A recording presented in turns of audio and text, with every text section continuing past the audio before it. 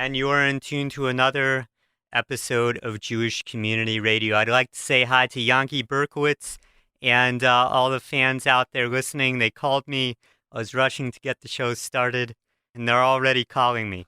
Anyways, this week we have an interview with King Django. We're going to check out some of this guy's music. Request line is 397-4438. Okay, that was King Django from his album Roots and Culture, and we are on the phone with King Django. How are you doing? Hi, how you doing? I'm doing well. Okay, now your name is Jeff Baker. That's right. And you're from Brooklyn, New York. That's right. I live in New Brunswick, New Jersey now. Okay, and I want to talk to you about how you got into this, but why don't we follow up on this song, Slaughter? Okay. Is that really about your grandfather? Yeah, it absolutely is. Zaidi was in 3 concentration camps. I grew up with him. He was like my second dad to me. You know, we just grew up with him telling us those stories. All the details in there are from, stuff that he actually told me. Is that the only song you've written about that kind of stuff? Yeah, specifically about the Holocaust, yeah. What about in the end where you're talking about KKK turned senator and stuff like that? I mean... Yeah, well, that song is from about 1998, I guess. Well, that's when it was recorded, but it was written even earlier than that. So I guess at the time that was like when David Duke was getting into the national scene. Okay, now let's talk about how you got into music and this genre of music specifically. I got into ska and reggae music just, living in Brooklyn and going to school in Manhattan. Ska music was really popular at the time. From the ska, I got into the reggae music, and then living in Brooklyn was a really good place to be able to explore reggae. There's a lot of Jamaican neighborhoods there. What neighborhood did you grow up in? I was born in Canarsie. I grew up in Canarsie. As soon as I was able to drive, I would go over to Flatbush, hang out at Jamaican record stores over there, listen to records and buy records and talk to people there. About how many King Django records do you have out? There's 3 out under my name, King Django. There's Roots and Culture. There is a record called Reason. Actually, there's 4. Reason, which came out in 2000. There's one called King Django Meets the Scrucialists, which came out in Switzerland and Germany early this year and just came out in the States. There's another one called A Single Thread, which just came out like last month, which is like a compilation of stuff from all the different bands that I've had over the years. I also had a band called Stubborn All Stars from about 94 to 2000 or 99. And I had a band called Skinnerbox from about 89 to 96 or 7 or something like that. So you've been doing this a long time. The other albums aren't Jewish-oriented, and then suddenly you came out with an all-Jewish album. Right. I would say that they're not overtly Jewish-oriented, but I in retrospect, I noticed that a lot of the themes and stuff in the music are really Jewish. And actually, my parents and friends of the family and other family members have always said that a lot of the songs sort of had a Jewish feeling to them. The way that the Roots and Culture record came about was that when Stubborn All Stars were signed to Profile Records, the guy that signed us there had asked me if I wanted to make a Stubborn All Stars Christmas record. And I just told him, no, I can't make a Christmas record because I'm Jewish. About a week later, I was in the office doing some stuff, and he came over to me and he said, I got it. And I was like, what do you mean? He said, Ska Mitzvah. And I didn't understand what he was talking about. I was just looking at him like, what are you talking about? He said, remember I asked you to do that Christmas record? Well, why don't you make a Jewish ska record instead? And I said, that's an awesome idea. And that's basically how that record was born. Did you get your musical influence, not just from the ska and reggae, but from your grandfather? Or I grew up around that stuff, and my grandparents were like big fans of like the cantorial stuff, like Yisela Rosenblatt and Moishe Oisha and stuff like this. So I heard that stuff when I was growing up, but I didn't really know that much about Jewish music. When Fred proposed the idea of doing Roots and Culture, it was just a really good opportunity. I made him take me to the record store and buy me all these Jewish records. Actually, my dad had gotten into Jewish music a few years before that. So he was all into klezmer and like more modern klezmer stuff and modern Jewish music. So it was always around. I grew up in it, not with such direct contact with the music. And speaking of klezmer, you performed with the Klezmatics? Yeah, actually, the Roots and Culture record was, a studio record. about, I guess it was like 2.5 years ago. I go to this thing every year called KlezKamp. Yes. It's a Yiddish cultural arts festival, Yiddish cultural arts program, which takes place in the Catskills.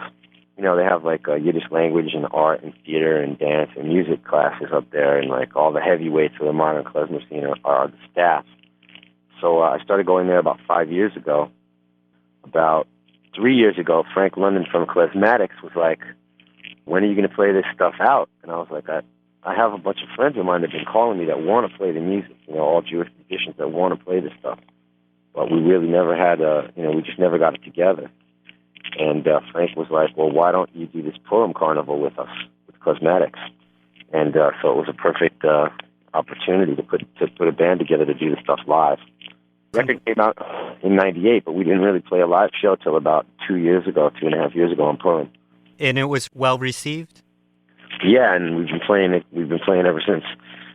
Oh, so you're still performing this material? Yeah, I do perform that material with the Roots and Culture Band. Okay. We're probably going to make a new record this year. A new Roots and Culture record? Yep. Okay. Well, why don't we listen to a little more of King Django, and then we'll talk to him a little more. This is Jewish Community Radio on 88.7 FM. Our request line is 397-4438. Okay, that was Shtikla by King Django. So how are you doing over there? Doing well. Okay. It's a little cold here in Pittsburgh. Okay. You're about to come to Cleveland today and perform a concert at the Rhythm Room in Cleveland Heights, corner of Cedar and Taylor.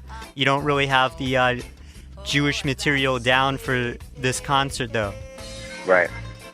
This tour is called Ska Mob. Okay. It's pretty much a ska and reggae tour. And we've got a band from Washington, D.C., great band called Eastern Standard Time that plays this really cool, like, jazzy soul ska. And my friend Dr. Ringding from Germany, who does ska and calypso and dancehall reggae. Okay. Myself. Now, for people who don't know really what ska and reggae is, maybe you could let us know. Okay, I'll try to give the short version. Ska is the predecessor to reggae music, and it started in the late 50s, early 60s in Jamaica, pretty much as a replacement for American rhythm and blues. So it has its roots in American rhythm and blues. It's basically up-tempo Jamaican dance music from the late 50s and early 60s. And reggae developed out of that at the end of the 60s. And reggae also is Jamaican dance music, but of a later period. Okay. Now, when you listen to reggae like the Bob Marley, they talk about Zion and Babylon, and there's a lot of Jewish references in there. Where does that come from? And that's one segment of reggae music, which would be Rasta reggae. And the Rastafarian religion, they feel a strong kinship with the Old Testament, with the Old Testament people. So it basically stems from that, A lot of their iconography and stuff comes from the Old Testament. What did the Rastafarian people say when here you are like a Jewish guy, like coming out, kind of combining the two? I work with a lot of Jamaicans, and we don't usually talk about it, directly, but everything's really cool usually. Yeah, they're into it when they see somebody that comes from America that really knows the history and the music. It's been really cool, actually, working with Jamaican reggae artists.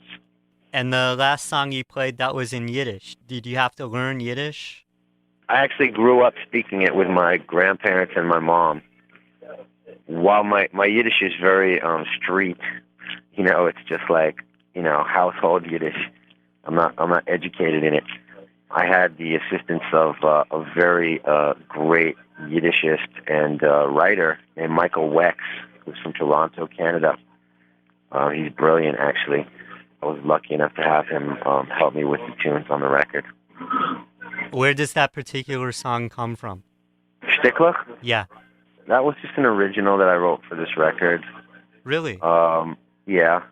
What do the lyrics mean? It's talking about being exploited by It's kind of like a worker song, sort of. Okay. You know. Yeah. It's a song from a worker to a boss. I thought for sure that was some old Yiddish, melody. Yeah, no, I wrote that for this record. Wow. Okay, we're almost out of time here. We've been talking to King Django. Do you have any final words for our audience? It's great to do the interview, and I hope some people come out tonight. Okay. Actually, I do have a couple more questions. Have you heard of this Reggae Passover album and some of the, I guess I see them as novelty records? Sure. And what do you think of that?